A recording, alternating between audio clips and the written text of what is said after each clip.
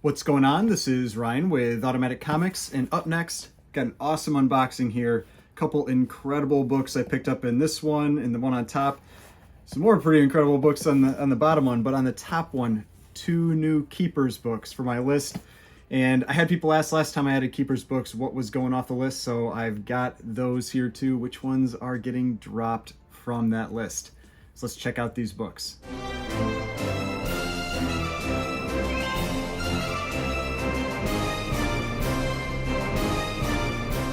Alright, so before we get started, please remember to hit that like button and hit the subscribe button if you'd like to see more content like this.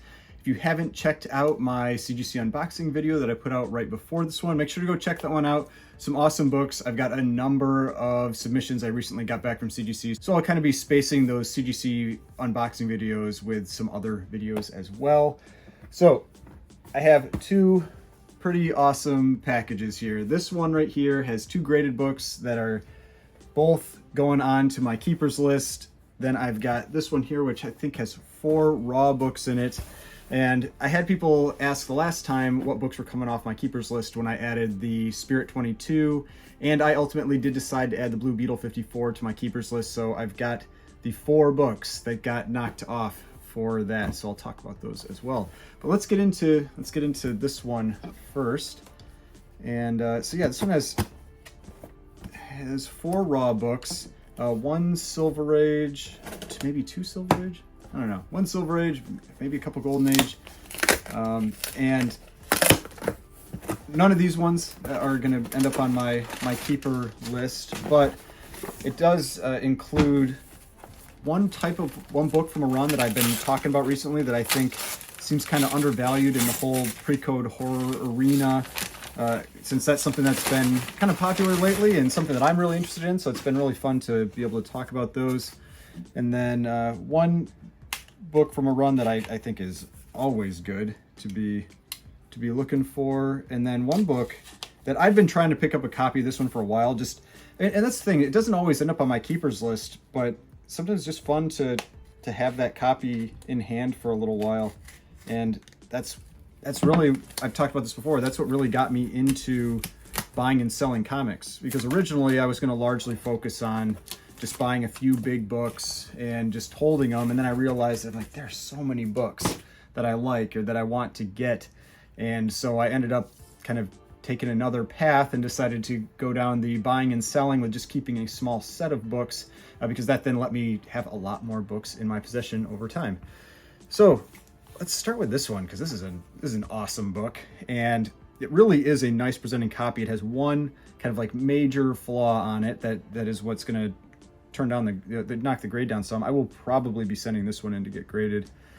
This is Amazing Spider-Man #5, and this is the first Doom crossover. Great, Doom and Spider-Man cover. Really early Spider-Man, obviously, but the main flaw in this one, just this little piece, missing up on the corner here, which probably knocks it down to like a 3.0, 3.5 type book, but otherwise a very presentable copy. I mean, that really is, unfortunately, the main issue. I mean, you've got flaws. I mean, it's not a high grade book, but in other words, a pretty presentable copy of this book. Not a ton of spine wear. I mean, there's spine wear, all that kind of stuff. There is wear on the book, but I mean, no real big creases that I can see in the middle, anything like that. So very presentable copy, Amazing Spider-Man #5. And I've talked about this a number of times where I said Amazing Spider-Man books, like Silver Age keys, that kind of thing, have really been coming down, and that's when I like to look for them. I think, when prices drop, a lot of times people get afraid and then they go and sell their books. That's when you should really, if you're trying to pick up these bigger keys, that's when you should be looking to buy them. But then now I've got one that, from a run that most people really link to Thor. This is from Journey into Mystery. This is early Journey into Mystery. So this is when you get back into the, when it was kind of more of a horror title prior to the Comics Code Authority. So this is pre-Comics Code Authority. This is Journey into Mystery #13. And so you just got this, I can't remember who did the cover for this one. I have to check. I don't remember who did this cover for this one. But cool ghost, kind of like ghost cover. It's like they're digging this guy's grave. But it's a black background cover, a pretty presentable copy, again, of this book. I wouldn't be surprised if there's tape on the interior cover. I don't remember. Let's check. Just because like something jumps out that there might be tape there. Yeah, there's tape. So the way I could tell is like if you can see right here, you've got that kind of like darkening and it just looks like it's the width of a piece of tape.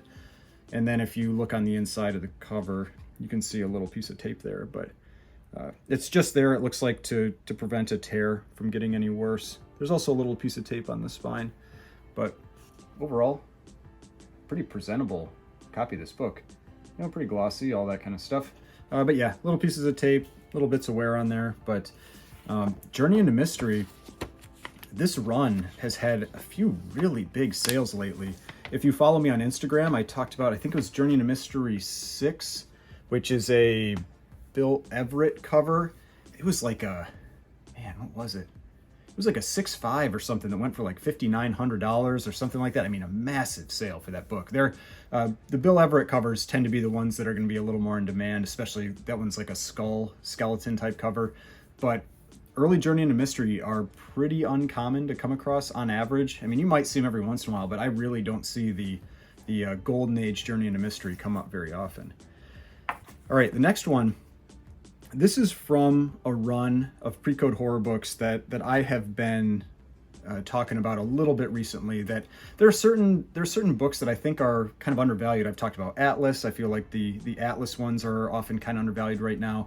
But this is another one. This magazine is Haunted, and this run has some really great covers, some really great cover art in it. And I often feel like this one just doesn't get all that much attention right now. But I've picked up a few different issues from this run, just some stuff that I think it looks pretty cool. And like I said, I've talked about that when I'm talking about pre-code horror, Golden Age books. It's like, if it's something that draws me in, that I think looks cool, then I think other people probably will think it's cool too. And this one has this really great green background. I mean, that background, it reminds me of that, was it Showcase 79, the first Dolphin? It's like a very similar look to that one. But Haunted really pops. You've got tons of these like ghost skull guys on the cover there. I mean, I think this is a really cool cover. And so this magazine is Haunted number 6. This cool pre-code horror cover. And then the last one here in this box, and I've got the 2 keeper books up next. This is a book that I've tried to get a copy for quite some time. I've bid on copies of this book a number of times. Is Brenda Starr number 4, which is, I wouldn't really call it a pre-code horror cover, but kind of. I mean, it's kind of like these guys don't look like they're up to, you know, doing good. They look like they just have some kind of like sinister looks on their faces, even just with the eyes, just kind of like sinister looks on their faces. It's considered kind of like a good girl art type cover as well. And yeah, but Brenda Starr number 4, this is just one that I've seen it come up for sale a few times. I have definitely bid on copies of this a number of times, and I just had never won one. And I ended up picking it up in this claim sale. Again, it's not a perfect copy. It's got a little chip there. It's got, looks like it's like a little like maybe mouse chew or just loss of the cover down here. But in general, pretty nice presenting copy, pretty good colors. I've seen some copies where this blue gets really faded, almost even to a gray. But the blues on this one look pretty nice. So yeah, Brenda Starr number 4. I think it's volume 2. But yeah, so those are the 4 raw books. So now for these are some pretty big books. If you watch Bryce Comics, if you watch his channel, that is who I picked these 2 books up from. No, it is not the Fantastic Four number 180 that he recently sold or anything like that. Those are in another level. Those are not books for my budget, but these were ones that I saw pop up on his website, and I reached out to him, made an offer, and we made a deal on these 2 books. And yeah, both of these are keeper books on my list. Oh, man, that's awesome. That's awesome. Okay, so that's one of them, and it's packed really well, you know, all of that. Man, yeah, and that one looks really nice too. that one's tempting to maybe send in. Okay, well, I'll show them. So I'm going to talk about these books, then I'll talk about the books that are unfortunately getting cut from the keepers list because of this. So, first one here is Eerie Comics, #1. If you are not familiar with this book, this is the first dedicated horror comic. So you can see a little thing there, first horror comic book, bondage cover. And you've got who might be Nosferatu on the cover here. Some people say that's who it could be, but then you've got the woman in the red dress, kind of bondage type cover. It's a 2.5, but a very presentable 2.5.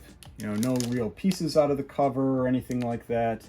It's definitely got a spine roll. It's got some, you know, like a dust shadow on the side here, a little bit of staining.